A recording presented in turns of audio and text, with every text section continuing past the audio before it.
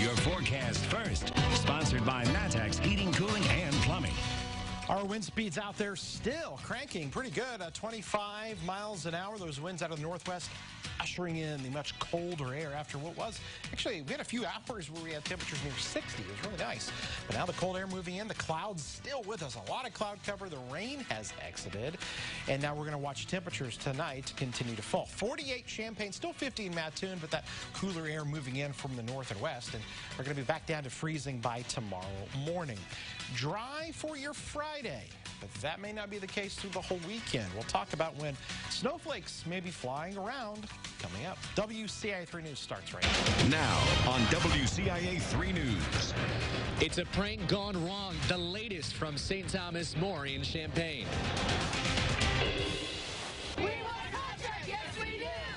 Teaching assistants once again take to the streets looking for a new contract. The latest as they are sitting down with the school board for the first time in weeks. Illinois basketball's top prospect in the 2020 class commits tonight here in downtown Chicago. We will get you ready for the big announcement at the top of the hour. You're watching your local news leader. This is WCIA 3 News at 6. A detective's been assigned to an investigation at a high school in central Illinois. He's looking into possible sexual assault or abuse. Good evening, I'm Paul Cicchini. And I'm Jennifer Roscoe. The investigation is at St. Thomas More High School. Police are looking into a few male students there. WCIA 3's Andy Olson is live in Champaign. Andy, what do you know about what happened? Well, Jennifer, the school has not released much so far. We do know that police say it happened late last week. No arrests have been made in their criminal investigation. The school said in an email to parents they weren't able to share much because of that investigation. But Principal Bridget Martin says she is not tolerating the actions that took place. A parent contacted us expressing their concern with the incident. I tried calling the school and the Diocese of Peoria for more information, but I have not heard back yet. St. Thomas More has said they've done all they can do as a school. A part of their email reads, quote, I have personally spoken with all parties involved and have dealt with the situation on the school level. We'll keep you updated as things go on, as the investigation continues, or any more information that comes out. For now, live in Champaign, Andy Olson, WCIA 3, your local news leader. Andy, thank you. Urbana police are investigating a shooting. It happened this afternoon on Brookstone Court, a block away from Booker T. Washington Elementary School. Police say a 23-year-old man was shot twice in the torso. He was sent to the hospital with serious injuries. His condition isn't known. Police don't have anyone in custody. Here's an update. A teenager charged with robbing a bank in Champaign will be tried as an adult. It happened last month at Regions Bank near West Clark and South State Street. 18-year-old Dakir Pickens and his 16-year-old brother Dashim Pickens were arrested. In court today, a detective testified Dakir demanded money, pistol-whipped an employee, and fired a gun while Dashim stood guard. Both teenagers were caught after they led police on a half-mile chase. A judge decided Dashim should be tried in adult court because he has a criminal record. He's awaiting sentencing for several car burglaries. Springfield police have arrested a man who was posing as a woman on Facebook to steal cell phones. Police say DeMarcus Fleming posed as Sierra Roberson on Facebook to set up cell phone purchases he would later steal. He was believed to have done this several times. He was arrested on several theft charges. Here's another follow-up. Decatur teaching assistants are sitting down with the school board as we speak, trying to come to terms on a contract. This is the first time they've talked in weeks. The two sides have been bargaining since April. WCIA 3's Courtney Bunting is live in Decatur. So Courtney, could tonight finally be the end of this back and forth? Yeah, that's what both sides say they're hoping for, but this standstill has been going on since April. Now, TA members went on strike for 3 days at the end of October. While they were on strike, special education classes were canceled. The State Board of Education said that's against federal policy. When TAs went back to school, they realized their benefits were no longer working. They filed new unfair labor practice charges. 3 days after that, their benefits came back.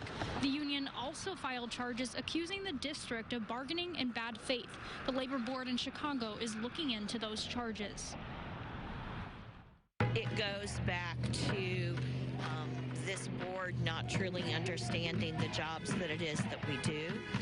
I would have thought that when they had to tell over 500 students to stay home, home because they did realize we do have an important job that would have shown when they come to the table.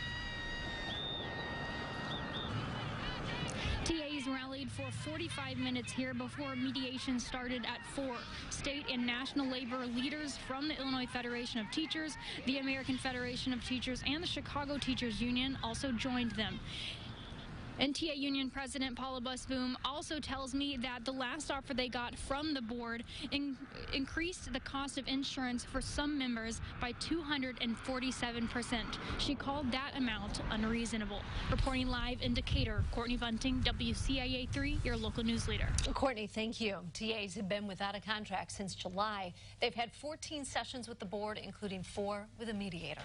The Illinois Education Association has responded to the backlash to seclusion rooms in Illinois schools. The Chicago Tribune and ProPublica reported the misuse of these isolated quiet rooms to punish students, mostly with special needs. A day later, the State Board of Education filed emergency rules to ban these seclusion practices and create stricter rules. The union president supported the board's decision to ban the rooms. She said, quote, "Seclusion takes safety out of the mix and adds fear and torment. Calm rooms or reflection rooms should provide caring adults, helping to support students and teach them strategies for self-regulation." Another person is dead from a vaping-related illness in Illinois. This is the 5th reported death in the state. The Department of Public Health says the person was in the hospital for several weeks with a lung injury from using e-cigarettes. The department's pleading with people to stop using e-cigarettes with THC. Nearly 200 people in the state have experienced lung injuries from vaping. Some students at the U of I say a former gas plant in Champaign is far from clean. The site's located at 5th and Hill Street. Ameren says about 90% of the impact in the groundwater has been removed. The next step is to remove contaminants under 5th Street. It's trying to figure out the best way to do that with minimal impact to the community. The students with environmental concern are meeting tonight at 7 at the Bruce D. Nesbitt African American Cultural Center. When visitors drive down Monument Avenue in Springfield, they'll see a new dedication at the corner of 9th Street. City leaders say the new sign that now sits there honors a man who was a champion of the community. Bob Vos was an alderman from the late 80s to the late 90s.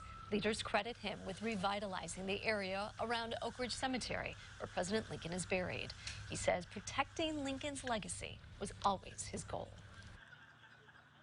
A great person here in Abe Lincoln. It's just one of the few people that really, people over the United States and the world know Lincoln, Abe Lincoln, and I'm just glad I'm just part of where I can help preserve his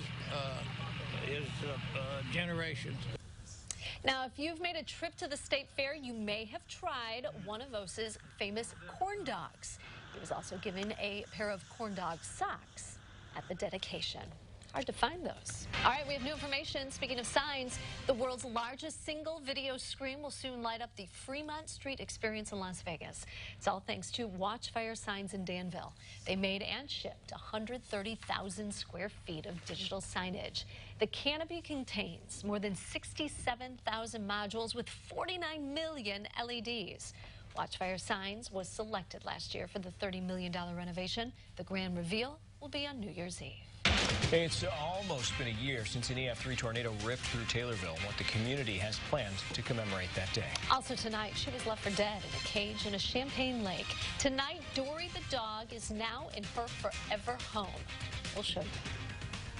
And that's a look at our Roofing Dog and Brasher weather camera that shows a quiet evening, but wow, was it nice and warm earlier this afternoon. 58 was the high, 42 the low temperature. But now the strong winds, the cooler air is arriving, and yes, snow possible for the weekend. We'll talk about it next.